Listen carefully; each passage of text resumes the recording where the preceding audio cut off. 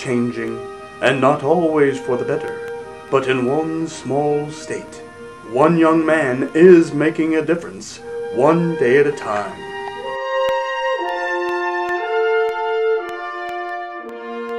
Thanks for the weather, Steve. Those temperatures just keep going up. And this just in.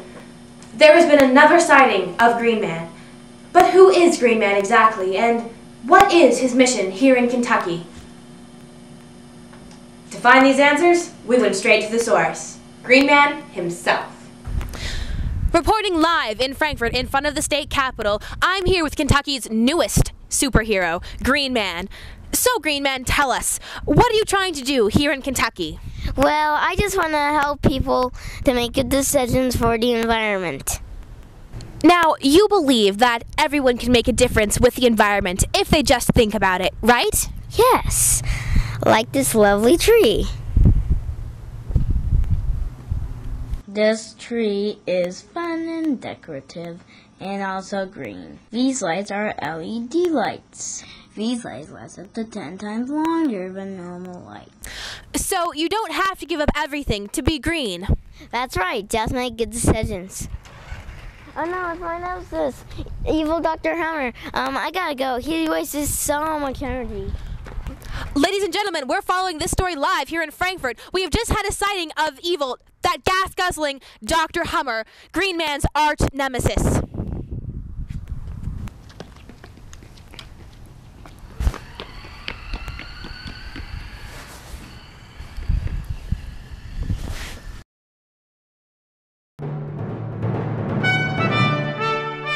My nefarious plan is almost complete.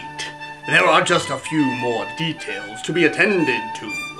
Soon, everyone will see how they have fallen into my traps.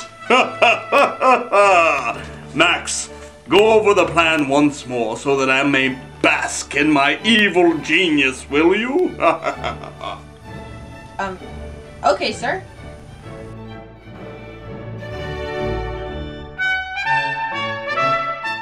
Energy comes from the sun, and plants use it in a process called photosynthesis to make sugars and stuff to grow with, and then normally the plants die or get eaten, and that energy gets recycled. A long time ago, though, a lot of plants and trees got buried and squished before they could be recycled, and over time they turned into coal and oil. People started seriously using coal and oil for energy during the Industrial Revolution, and since then we've just used more and more of it. This is a problem because the coal and oil won't last forever since we can't make more of it, and when you burn coal and oil to create energy, you also create carbon dioxide, which is one of the greenhouse gases, and greenhouse gases cause a lot of problems by trapping heat from the sun inside our atmosphere. A lot of people are confused because they think that all global warming is supposed to do is make things warmer, which maybe doesn't sound that bad, especially if you live somewhere really cold. But global warming isn't just about making things warmer all the time. It's about shifting balances. The Earth is fine-tuned to react to changes, and so if something goes one way, something else goes another. Global warming is already melting the polar ice caps, which raises the sea level. But what a lot of people don't think about is that if the polar ice caps melt, that will change the way the ocean waters move, because ocean currents move due to the changes in the temperature and salinity of water, a process called thermohaline circulation. But if we change the water's temperature and salinity, we change the movement of the ocean currents, which will change the weather patterns, which will mean droughts in lots of places and floods in others, and more tornadoes and hurricanes, which is bad for anyone who doesn't like floods and droughts and hurricanes. Not to mention the places that will be underwater if the sea level rises. Plus, it will be hard for farms to produce enough food for everyone because of the changing weather patterns, and places like California could have serious problems with their water supply if it gets much hotter. Lots of the plants that we use for food also don't like high temperatures and may not be able to produce as much for lots of different reasons. And anyone who likes winter sports will be out of luck. No more skiing, snowmobiling, snowboarding, snowshoeing, or ice fishing. And anyone who worked in that industry will lose their job because there just won't be enough snow. And then there are the summers. Already there's more West Nile virus because the mosquitoes carrying it are able to move further north because it's getting warmer. And there are lots of other warm, subtropical, and tropical diseases that might work their way further north as well. And then who knows what will happen when we do run out of oil, which will be in the next 100 years or less, according to the British Petroleum estimation of the world's oil reserves and our current consumption rate. So you see, Dr. Hummer's plan is really brilliant because all that he has to do is encourage people to waste energy and produce carbon dioxide, and just a little waste from everyone has these amazing far-reaching effects that extend all the way to the North Pole. And everyone has been wonderfully cooperative, buying big cars with bad gas mileage, cranking up their thermostats, leaving the lights on. On the other hand, if people start to cut back on their energy consumption in little ways and everyone did it, that could really slow down the whole global warming effect and... All right, that's enough, Max. It's time to go out and waste some energy. And now, a word from our sponsors. Hi, I'm a fluorescent light bulb. And I'm an incandescent light bulb. We share some similarities, like we both shed light. But we still retain our individual personalities. Like I last up to 10 times longer, use up to 90% less electricity, and save you about $30 or more over my lifetime. And I shed light.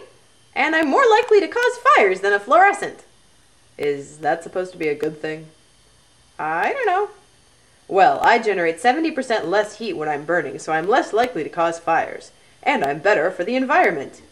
I still shed light. Biofluorescent, we're better. Hey, incandescents are good too, right? Hello?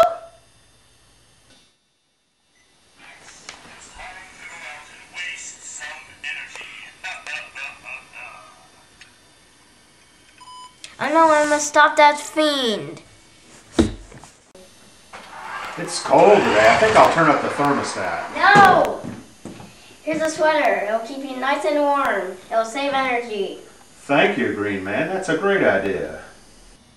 So you see, you don't really need to turn the lights off when you leave.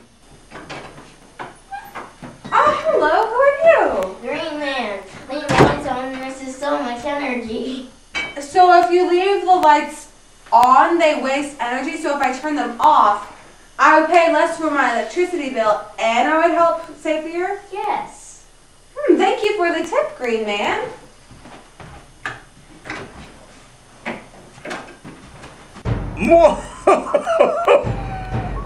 Another excellent energy waster. Those lights pointing nowhere cause light pollution and waste energy. Green Man has caught on to my plan. Let's see if he can stop my backup plan. How you doing, Dr. Hammer? I would let you waste the people in Kentucky's money and energy like this. Oh, I think you're wrong there, Green Man. People here still drive gas guzzlers like me, who only get 4 miles to the gallon. They'll never change until they run out of oil and coal and have no choice. That's where you're wrong, Dr. Hammer. Kentuckians are great people who love their state and want to do best for themselves and their neighbors. Kentuckians can make good decisions for green changes. Not while I'm around. You'll never win so long as I can play my little games. You'll have to catch me first. Tip number 1. When you're washing clothing, turn your dial to the cold setting. This saves energy because the water doesn't have to be heated before it washes your clothes, and your clothes still get clean. Tip number 2. Always remember to learn about your community's environmental decisions and to vote green. Will Green Man be able to make a difference? Will the evil Dr. Hummer run out of gas? Tune in next week for an exciting new episode in the adventures of Green Man!